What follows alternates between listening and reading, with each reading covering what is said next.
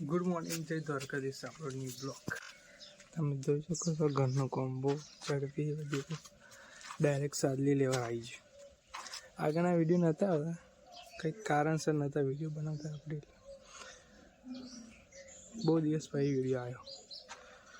સાદલી લેવા ઘર આવી ગયું. સાદલી આપણે ભરાવતા છે, પછી ધાબો આવશે બરોબર. કાલે આટલે પૂરું સાદલે જ ચની રહે. 2 દિવસ લાગશે, 2 દિવસ પછી આવવાનું કે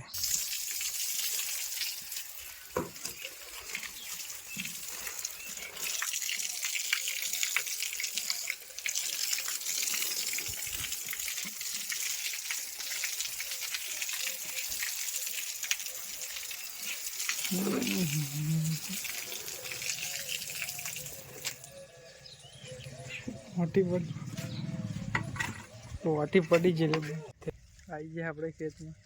લગભગ 10 દિવસ થયા છે. આવ્યા હતા બ્લોક બનાવવા અહીંયા. તાન જોયું હતું જેવું પાણી વાળતા હતા આપણે, ઘેવું નાખતા હતા. આજે આવી ગયા है इतने सारे ठेक लगी. धुम्मस है यार. तो बारिश होगी ना तो गेहूँ बिगड़ जाएगी, खराब हो जाए.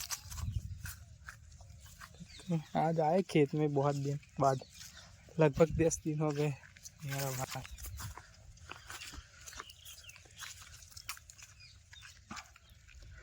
बारिश आएगी ऐसा मौसम किया तो है. आस पास धुआई. આપણે એક વસ્તુ બતાવજો છે. નાનપણનો એક કિસ્સો હતો.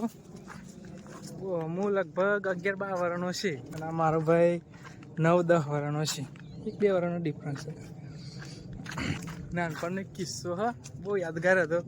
એવો આપણે બતાવે છે. જે વસ્તુ હોય તો આવું ટાયર ને ઓનથી થોડુંક મોટું ટાયર હતું એવું બધું. અમે ના હોય બોયાલા બોલે એ ટાયર અમે કેનારા ઠેઠ લઈ ગયા.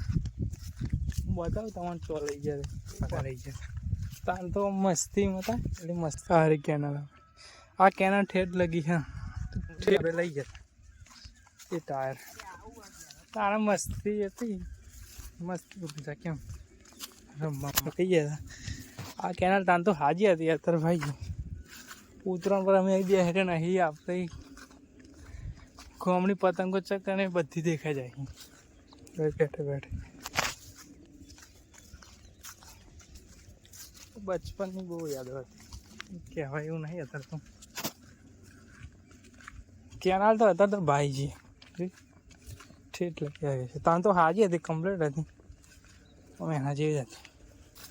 અમારું બચપન મોટા ભાગનું ખેતરમાં એવું કર્યું. ખેતરમાં એ કહી આમ જતી રહે, એ કહી આમ જાય. આપણે સીધા લઈ જતા તો લગી લઈ જતા. હું તો દેખાય લગભગ આટલે લાવ્યા. ફાઇનલ આટલે લાવ્યા હતા આપણે. આટલે લાઈને પછી ઘેર જતા ને ઘેર મારા દાદી હતા તેમને અમને બહુ ભળેલા. હમણાં બધા બહુ ભળે. પાછું તો આગળ મૂક્યા હતા તો અહીં આવ્યા હતા આગળ અહીં પાછું મૂક્યા હતા. આ રહ્યો આપણે હોજે બે હવા આવીએ દાતાના પડે ને બાવળાને એટલે ખોખલે મચ્છાનું પગ ભાઈ ગયો. પગ ભાગ્યો તો આપણે રીલમાં મૂકી હતી પણ પછી ડિલેટ મારી દીધી. પગ અહીં જુદા થઈ ગયો. રોટી બોટી નાખતી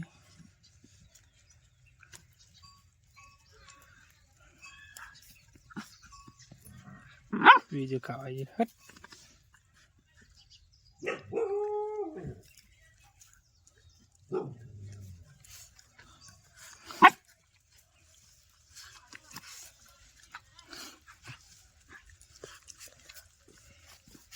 હું પગ અંદર ही भाई गयो.